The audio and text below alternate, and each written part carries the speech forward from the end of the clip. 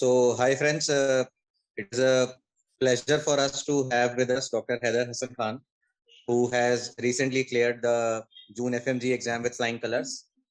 So, straight away coming to the point, I'd request Dr. Heather to briefly introduce himself and where has he done his graduation from. Doc, please. Hello, sir. Thank you so much, sir. So, myself, Dr. Heather. I am currently, I just cleared the first year from Nanjing Medical University in China, and I scored 229 marks in FMG June 2020. Wow. That's great. That's great. Absolutely.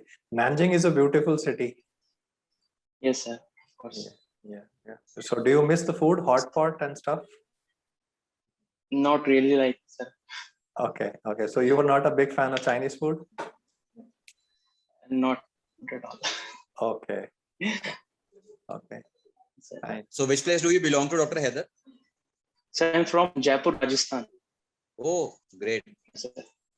ठीक है sir, there is absolutely no match between Marwad and China, no? Absolutely.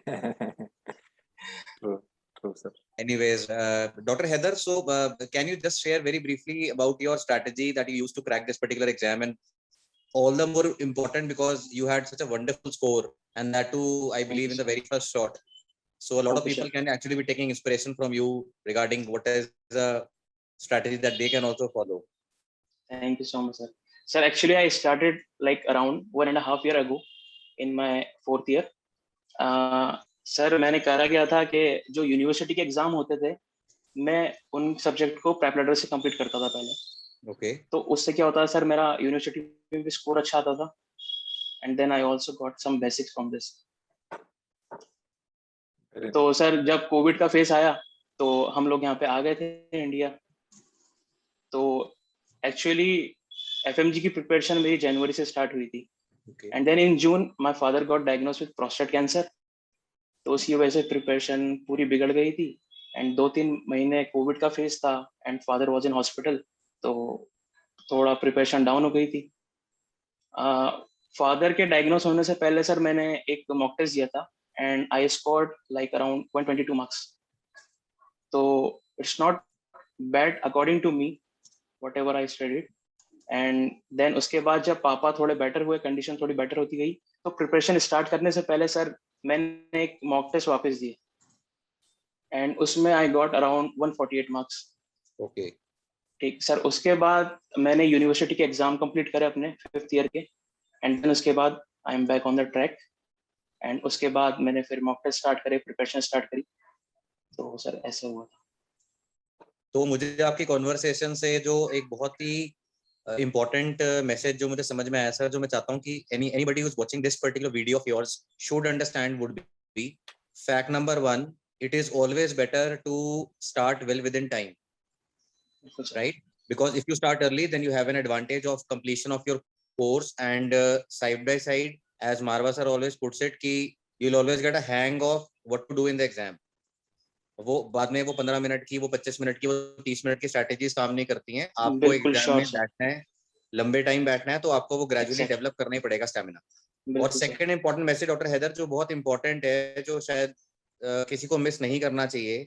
हमें हमेशा ऐसा लगता है कि once we find anybody who is successful, तो हमारा एक प्रेजम्पशन होता है कि this particular person has not faced any problem in his life. मतलब इस आदमी के लिए एकदम स्ट्रीमलाइन ट्रैक था कि भाई गए आराम से, पढ़ाई करी, लकी आदमी था सर ये, जो इसने पढ़ा था उसी टॉपिक से क्वेश्चन आए, इसका स्कोर अच्छा आया, इसने एग्जाम क्रैक कर लिया. बिल्कुल. तो ऐसा नहीं होता. एंड मतलब that is what everybody should understand, that in some way or the other everybody is fighting their own little battles. Exactly. But then to win a war you have to overcome these battles, you have to overcome that any kind of obstacles, and don't lose of the focus, the bigger goal that you're having in your mind. Because everybody went through a traumatic phase, be as doctors in the hospitals, as administrators, as people who are providing care, even as outsiders, you being medical students, you could actually feel the pain for the people who were suffering from COVID and all.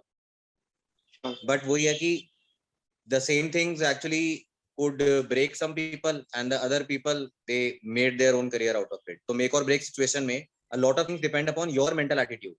So everybody who's going to be appearing in the exam next should just let this point be driven home very clearly, that focus on the bigger goal, work as hard as you can, and undoubtedly, because of the natural progression or the path of the condition, there will be obstacles, but we can overcome them with our own mindset and our own grit. And Dr. Heather is a live proof in front of you कि personal problem, एक pandemic वाली situation और एक pressure of giving the exam for the first time, 3 obstacles को उन्होंने overcome किया, and there he stands in front of you with all the glory. And I'm very sure कि Dr. Heather अपना momentum maintain करेंगे तो हो सकता है कि इसी टाइम पे ऑलमोस्ट जब पीजी का एग्जाम होगा तो me and Marwa sir would be lucky enough to interview him again regarding a very good rank in NEET PG. Thank you so much, sir. So this is extremely commendable on your part, Dr. Heather. Seriously. Thank you so much, sir. अच्छा, इसमें यार ये बताओ कि like you know students have this query कि भाई main lecture सुने, rapid revision करें, snapshot देखें, PG segment देखें, FMG segment देखें, तो मतलब what did you do actually? What was your recipe? Sir actually मैंने करीब 1.5 साल पहले स्टार्ट करा था, तो मेरे पास टाइम था अच्छा खासा, तो मैंने पीजी से स्टार्ट करा था, पीजी से प्रिपरेशन स्टार्ट करी थी. जैसे जैसे टाइम आता रहा तो I concise my all things and I focus on the important topics and previous year questions topics, तो उससे काफी हेल्प हुई sir.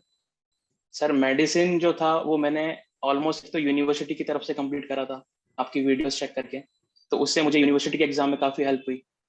Same goes with the pathology also and pharma also, तो उसमें मैंने सारी मेन वीडियोस देखी है. For rapid revision ENT, PSM and ophthalmo I did from rapid revision, and बाकी रिमेनिंग सब्जेक्ट मैंने पूरे कंप्लीट नोट्स विद वीडियोस देखे थे sir. Great.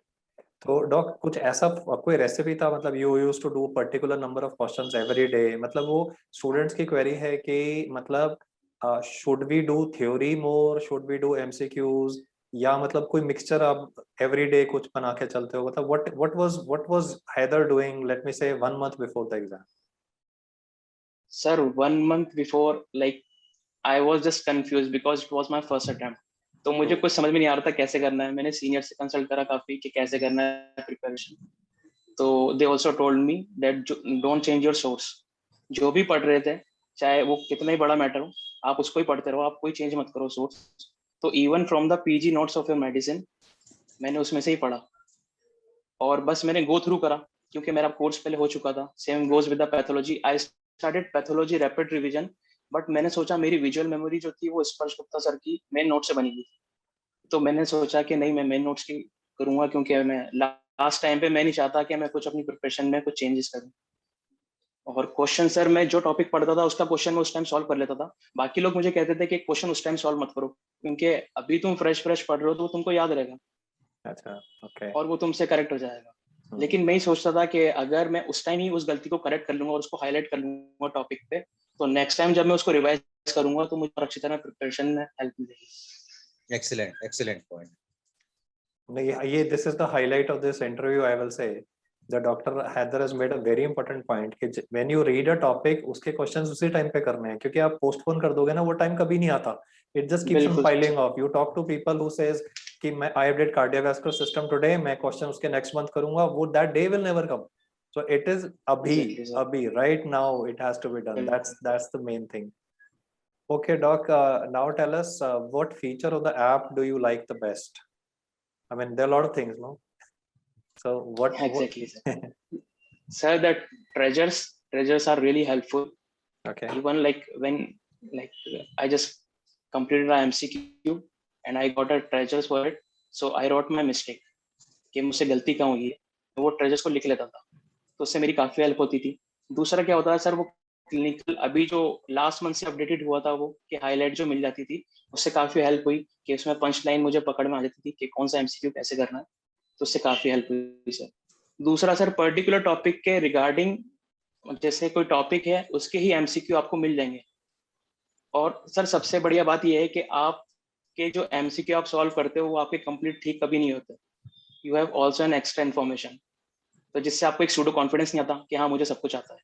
You also have to edit something else. True, very true. इसमें doctor Haider आप एक और छोटा सा पॉइंट क्लैरिफाई कर दो, because when I listen to the queries of students तो ऐसा बोलते हैं कि do you think it is a good idea to leave certain subjects? वो ऐसा होता है ना कि I am Not strong at in all, some sir. subjects, I am weak in some, तो स्टूडेंट क्या करते हैं, बिल्कुल छोड़ देते हैं. मतलब I have been a vociferous person, मतलब I am totally against this, but I want कि आपसे सुनेंगे तो शायद एक अपने फेलो से, एक सीनियर से सुन के ज्यादा उनको लगता है. बिल्कुल sir, my weakest subject was biochem. मुझे सेकंड ईयर से डर लगता था बायोकेम से, क्योंकि मुझे बायोकेम बिल्कुल पसंद नहीं.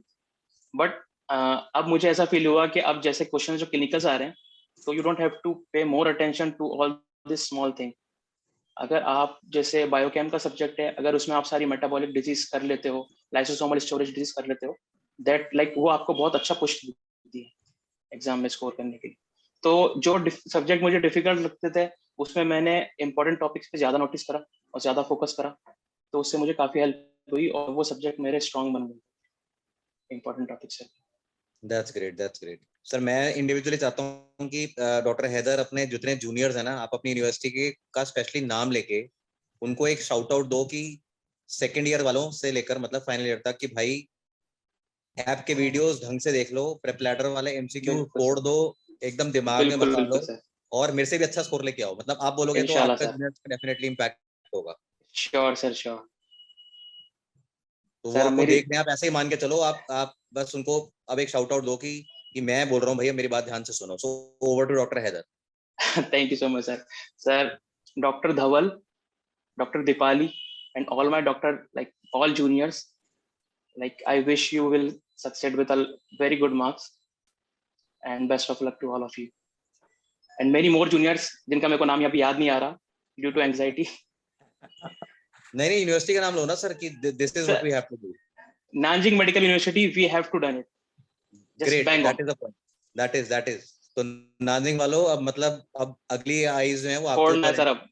बिल्कुल श्योर सर. और जिनका एमसीए क्लियर हो गया उनको नीट पीजी फोड़ना है सर. बिल्कुल बिल्कुल एग्जैक्टली. ये एक और अच्छा मैसेज आप दे रहे हो कि उनका मोमेंटम क्योंकि ऑलरेडी बना हुआ है, आप लोगों का प्रिपरेशन एक अच्छे लेवल पे है, तो सेलिब्रेट जरूर करना, फैमिली की ब्लेसिंग जरूर दो, एंजॉय भी जरूर करना, ब्रेक भी लो, बट ऐसा मत करना कि टोटल एक डिटैच हो जाओ. नहीं तो ये लेवल जो है आपने मेंटेन किया इतनी मेहनत से, उसको नीचे मत गिरने देना और इसी लेवल को अपग्रेड करके as early as quick possible वो नेक्स्ट ईयर पीजी में भी निकालना है. इंशाल्लाह सर. Thank you. चलिए doctor Haidar, many congratulations to you and family. Okay, yes. Sir. Thank you so much. Yes, I would really like to thank Dr. Sparsh to get some time out of his hospital duties and then come over for this meeting specially. Thank you both Dr. Haider and Dr. Sparsh for coming forward and sharing your views with the viewers so that they can get enlightened and they can perform relatively better in the exam. Thank you so much to everybody. Thank you so much, sir. Thank you so much. Sir, happy Doctor's Day. Happy Doctor's Day. Thank you. Same to you, Dr. Heather. Yes. Thank you so much, sir.